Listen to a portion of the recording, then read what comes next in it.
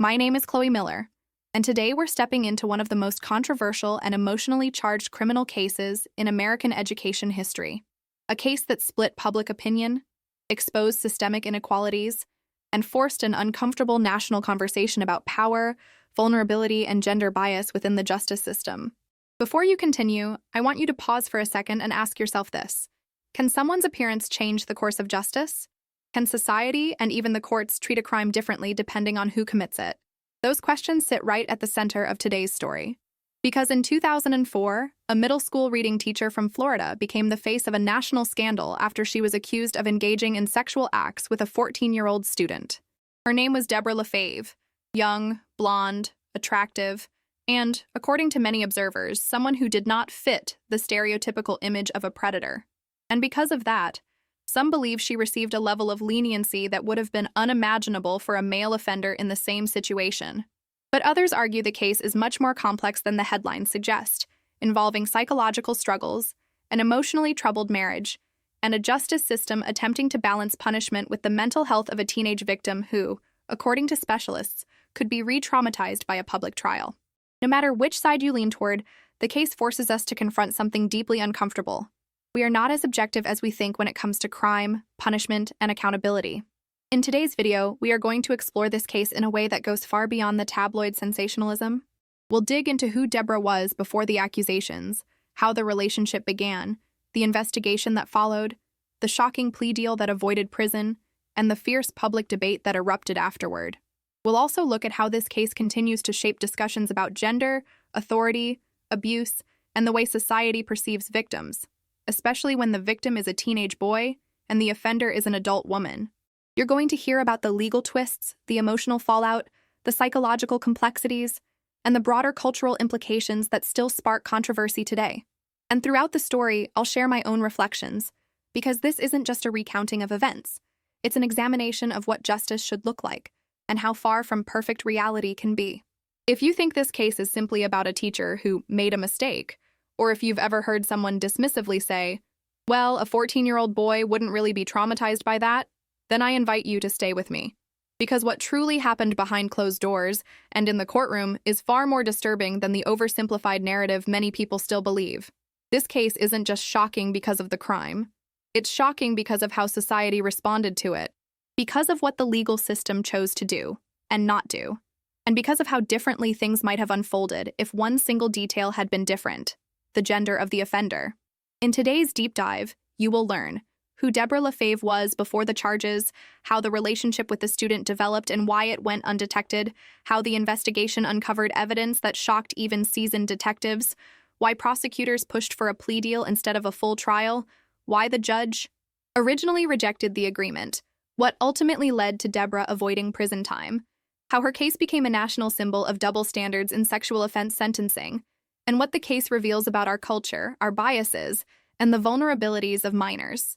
So whether you already know the headlines or you're hearing this story for the first time, I promise you, this is the full, detailed, real version of what happened and why this case still leaves people divided almost 2 decades later. This is the story of Debra Lafave, the teenage boy at the center of the investigation, and the justice system that struggled to decide what her punishment should be. Welcome to the channel, and welcome to a case that will probably challenge some assumptions you didn't even know you had. Let's begin. Before the scandal erupted and her name became synonymous with one of the most controversial cases of the early 2000s, Debra Jean Lafave was, in many ways, the kind of teacher parents typically felt comfortable leaving their children with. She was young, energetic, charismatic, and widely described as someone who genuinely connected with students. Born in 1980, she grew up in Riverview, Florida, and was seen as a popular, outgoing teenager who later pursued a career in education at the University of South Florida. Friends and former classmates often described her as sweet, soft-spoken, and the last person you'd expect to be in the news for something like this. But appearances, as we all know, can be deceiving. Debra became a reading teacher at Greco Middle School, located in Temple Terrace, a suburban area near Tampa. The school environment was like many others in Florida: crowded classrooms, portable buildings, daily academic pressures, and a mix of students from different backgrounds. She stood out among the staff not just because of her age, but because she was often considered approachable and relatable to students. Unfortunately, that relatability would later become one of the central concerns of the investigation. At the time of the events, Debra was married to Owen Lafave, a man who would later play a significant role in bringing additional attention to the case. Their marriage, according to multiple interviews and later court documents, was troubled. Owen would later claim that Debra struggled emotionally, dealt with anxiety, and had a hard time managing stress. Their relationship was far from stable, and some believe the cracks in their marriage were part of what contributed to her vulnerability, and ultimately her misconduct. But while personal struggles can provide context, they do not excuse criminal behavior, especially when it involves a minor. Now, let's talk about the victim, referred to publicly only by his initials due to his age. MM. He was a 14-year-old boy at the time, quiet, impressionable, and, like many kids his age, navigating the confusing transition between childhood and adolescence. He was not a problem student, nor was he particularly rebellious. By all accounts, he was a kid who had no idea how dangerous or serious the situation was becoming. So how did the paths of a 23-year-old married teacher and a 14-year-old boy intersect in such a catastrophic way? According to the investigation, it began casually. Small conversations after class, moments where Debra offered attention, validation, an emotional connection that felt flattering to a young teen who likely didn't understand the power dynamics at play. But as time passed, the interactions crossed lines that should never be crossed in an educational setting. What started as emotional grooming escalated into physical acts, something prosecutors would later describe as a complete abuse of authority and trust. The trigger that brought the entire situation to light was almost accidental. The victim's mother became suspicious when a relative mentioned seeing the boy in the company of a woman who appeared far too old to be one of his peers, and who was dressed in a way that raised red flags. The mother confronted her son, and after significant pressure and emotional distress, the teen confessed to what was happening. This confession initiated a chain of events that would shake the community and ignite national debate. Soon, detectives were involved. They conducted recorded phone calls between the boy and Debra, and what they heard confirmed their worst fears. These recordings became crucial evidence, not just because they captured the relationship, but because they revealed how deep the manipulation had gone. It showed intent, it showed awareness, and it showed a dynamic of control that prosecutors argued made the situation particularly predatory. As news spread, the story exploded into headlines, not because teacher-student scandals were unheard of, but because Debra did not fit the public's preconceived notion of what a predator looks like. This superficial detail became one of the biggest and most troubling layers of the case. But before the world judged, before the courtroom battles began, before the plea deals and the controversies, the foundation of the crime rested on something very simple and very dangerous. A teacher crossed a line with a child. Someone in a position of power exploited someone young, vulnerable, and unable to give informed consent. This is the context that shaped everything else: the investigation, the public outrage, the legal arguments, and the cultural conversation that followed. To understand the full impact of this case, we have to start here, with a broken boundary, an abused position of trust, and a boy whose life would be permanently changed long before he was old enough to fully understand why. When we break down the Debra Lafave case chronologically, it becomes clear that this wasn't a sudden, impulsive situation. It was a slow, deliberate erosion of boundaries that escalated over weeks and eventually spiraled into full criminal behavior. Understanding the timeline helps reveal how many warning signs went unnoticed, how the acts unfolded, and how authorities ultimately built their case. The story truly begins in early 2004, when Debra was teaching reading at Greco Middle School, and the victim, MM, was one of her students. Their initial conversations appeared harmless.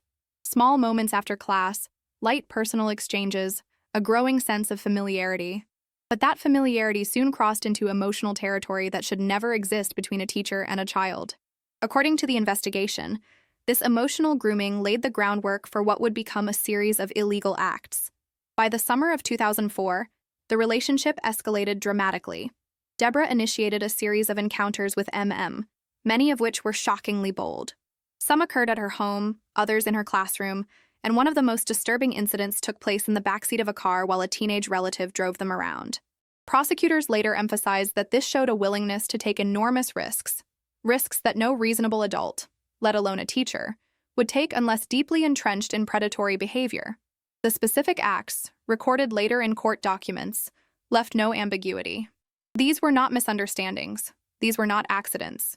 These were repeated sexual encounters orchestrated by an adult who held legal responsibility over a minor. In the eyes of the law, intent was undeniable. The turning point came when the victim's mother received a concerning message from a relative who claimed to have seen MM with an older woman dressed provocatively. Alarmed, she confronted her son, and although the boy initially resisted, he eventually broke down and confessed to the relationship. That admission marked the beginning of a criminal investigation that would dominate headlines. Detectives immediately launched a methodical inquiry. One of their most critical strategies involved arranging recorded phone calls between Debra and the victim. These calls captured conversations that prosecutors later described as deeply incriminating. In them, Debra acknowledged their prior encounters, expressed fear about getting caught, and discussed details that only someone directly involved would know. The recordings established both knowledge and intent, creating some of the most compelling evidence in the case. Once investigators had enough information, they arrested Debra and formally charged her with multiple counts of lewd or lascivious battery, each a serious felony in Florida. The charges carried a potential sentence exceeding 30 years in prison. The gravity of the accusations shocked the local community, and soon national media picked up the story. Almost overnight, Debra Lafave went from an unknown teacher to one of the most talked-about defendants in America. As the case advanced toward trial, prosecutors worked to strengthen their evidence. They conducted interviews with school staff, reviewed phone records, and examined entries from the victim's statements. They also prepared for the emotionally difficult challenge of having a teenage boy testify against his own teacher, a scenario experts warned could cause long-term psychological harm. This is where the first major twist occurred. Despite the strength of the evidence, prosecutors became increasingly concerned about the impact a public trial would have on the victim, who was already struggling emotionally. According to psychological evaluations, forcing the boy to testify and relive the experience in a courtroom full of strangers and cameras could cause severe trauma. As a result, prosecutors began exploring a plea agreement that would spare him from having to appear in court. In November 2005, Debra accepted a plea deal in Hillsborough County. Under this agreement, she would plead guilty to 2 felony charges and receive 3 years of house arrest, followed by 7 years of probation, but no prison time. She would also be required to register as a sex offender, surrender her teaching certificate, and undergo mandatory therapy.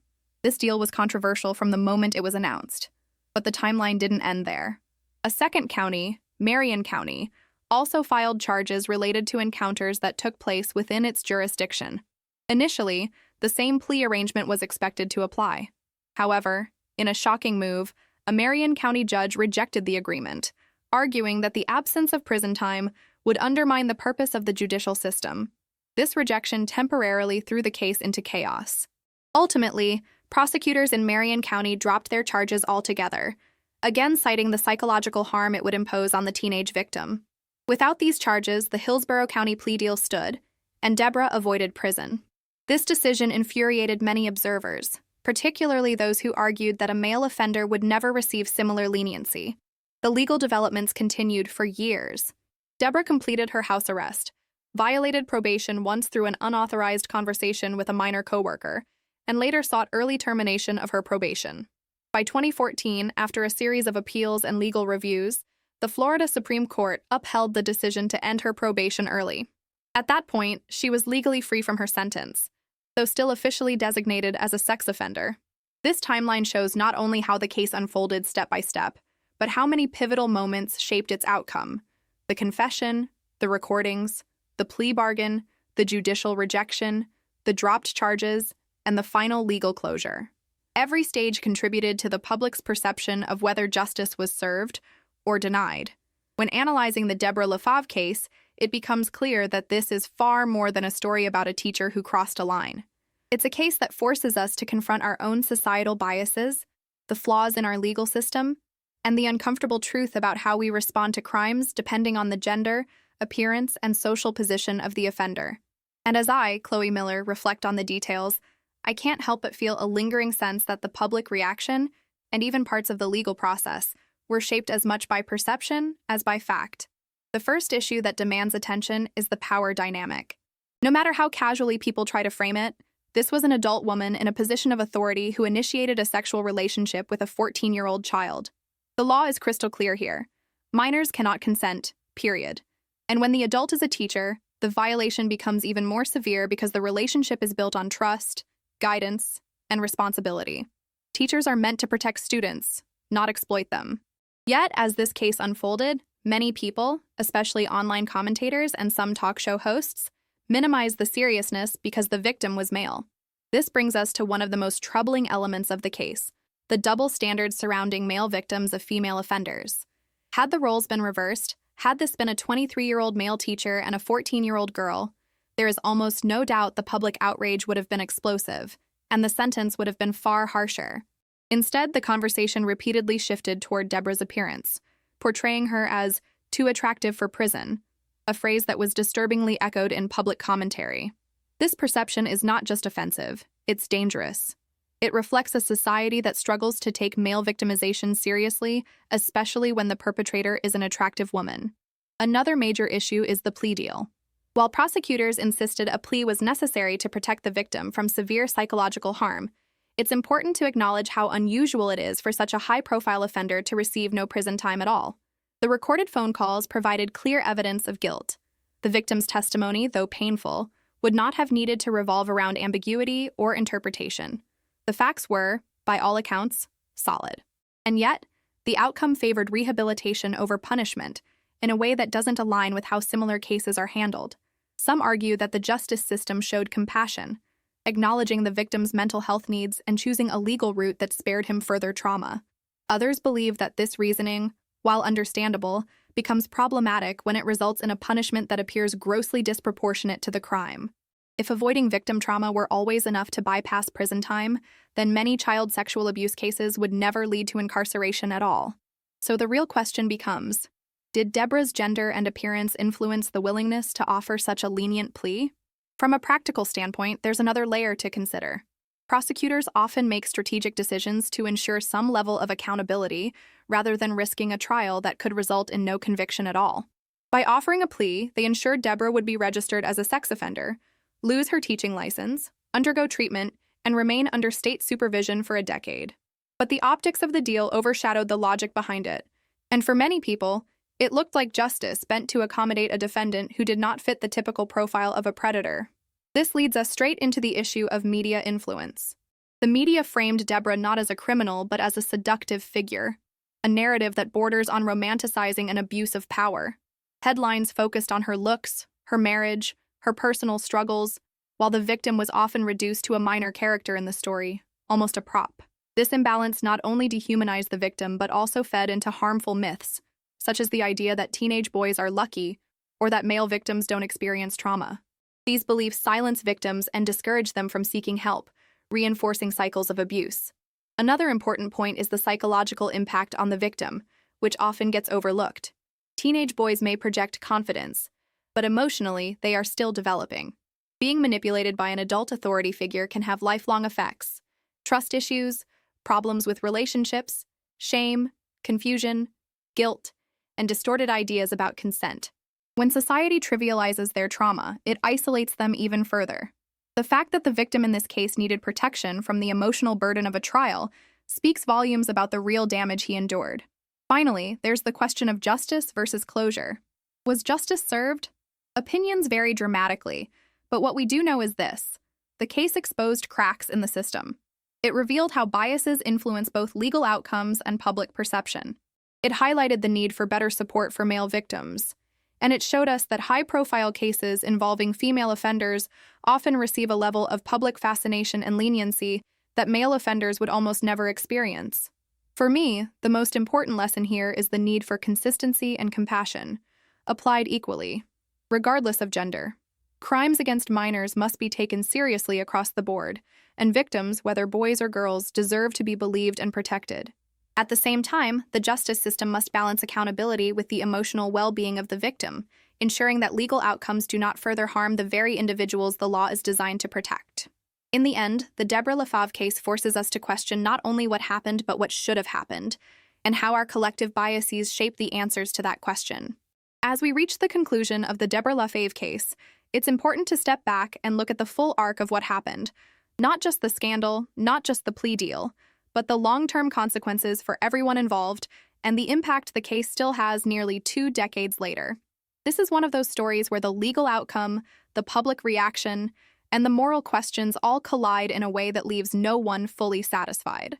And maybe that's because cases like this expose something we don't like to admit. Justice is not always linear, and it is rarely perfect. Let's begin with the legal outcome. In 2005, Lafave accepted a plea deal that allowed her to avoid prison altogether.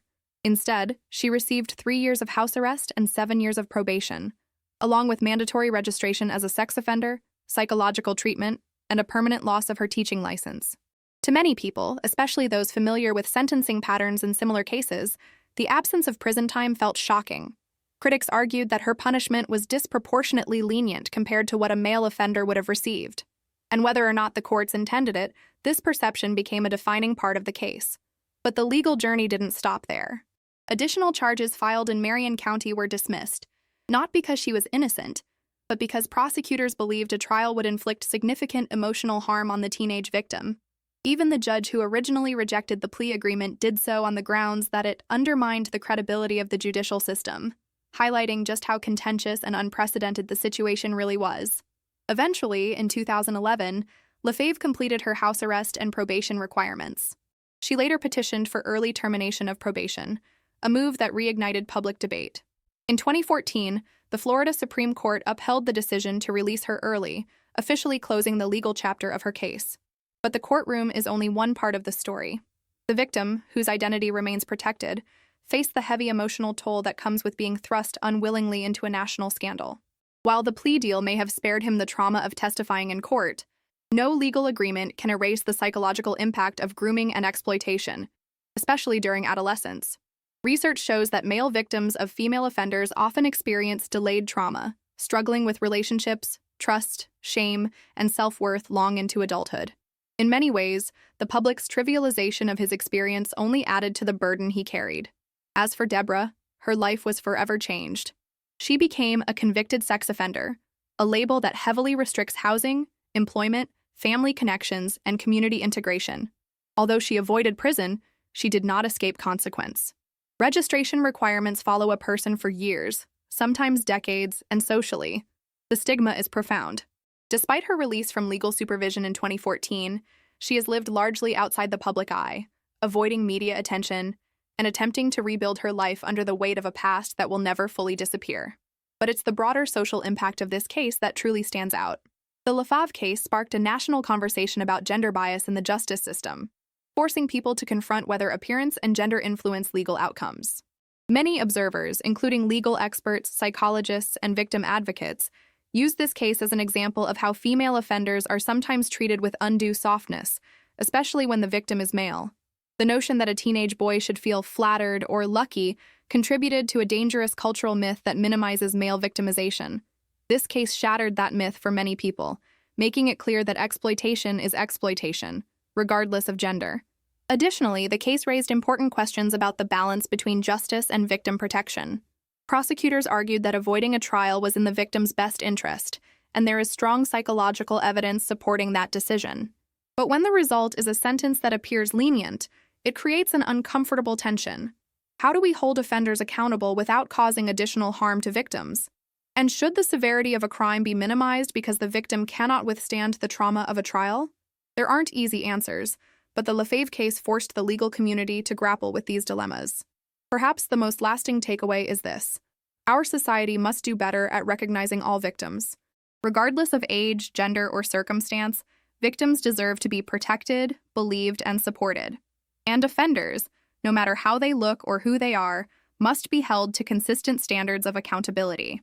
The Debra Lafave case didn't just expose a crime, it exposed how deeply our culture struggles to process crimes that do not fit conventional stereotypes. It showed us that justice can be influenced by perception, that media narratives can distort reality, and that beneath every headline, there is a human story that is far more complex than the public ever sees. For me, as Chloe Miller, the conclusion of this case is not a neat ending. It's a reminder that we must constantly examine the systems we trust, challenge our biases, and hold space for the victims whose voices are so often overshadowed by sensational stories and public fascination. If this case teaches us anything, it's that accountability and empathy must coexist, and that we still have a long way to go in understanding what true justice looks like. Now that we've walked through the entire story, from the early warning signs to the investigation to the plea deal to the broader cultural impact, I want to take a moment to reflect with you. Cases like this are never just headlines. They're windows into the complexities of human behavior, the imperfections of the justice system, and the psychological realities that victims, families, and even offenders carry for years. And as much as we want definitive answers, the truth is rarely simple. The Debra Lafave case forces us to confront difficult questions. What is justice? Who gets held accountable and who doesn't? And how far do our biases go in shaping our reactions to crime? I'm Chloe Miller, and if you've stayed with me through this deep analysis, it means you're someone who cares about understanding the full picture, not just the sensational version.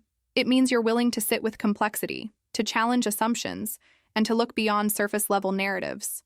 And that kind of viewer is exactly the kind of community I want to build here. So now I want to hear from you. This case sparked national debate when it happened, and nearly 20 years later, those conversations are still relevant. Do you believe justice was served in the Debra Lafave case? Do you think the plea deal was appropriate given the victim's emotional vulnerability? Or do you feel that the sentence was far too lenient, influenced by bias, appearance, or social stereotypes? Share your thoughts in the comments, especially if your perspective changed after watching this video. Your voice matters here, and I read as many comments as I possibly can. The discussion around cases like this is how we grow, how we learn, and how we start recognizing patterns that often go unnoticed. And if today's episode made you reflect, or taught you something new, or simply made you look at a familiar story in a different way, please take a moment to like this video. It helps the channel reach more people who appreciate deep, nuanced discussions about criminal cases and the human stories behind them. If you haven't subscribed yet, now is the perfect time. Here on the channel, we explore cases that challenge us, cases that reveal uncomfortable truths, hidden motives, systemic failures, and the small decisions that lead to catastrophic consequences. Whether it's crimes that shocked the nation, cases that shaped legal history, or stories that raise ethical questions we're still grappling with today, this channel is dedicated to thoughtful, honest, carefully researched breakdowns of real criminal events. By subscribing, you're not just supporting the channel, you're helping create a space where complex stories can be told with integrity and depth. Make sure to turn on notifications so you don't miss future uploads. Every week, I bring new cases that deserve attention, some well-known, others forgotten, all of them important.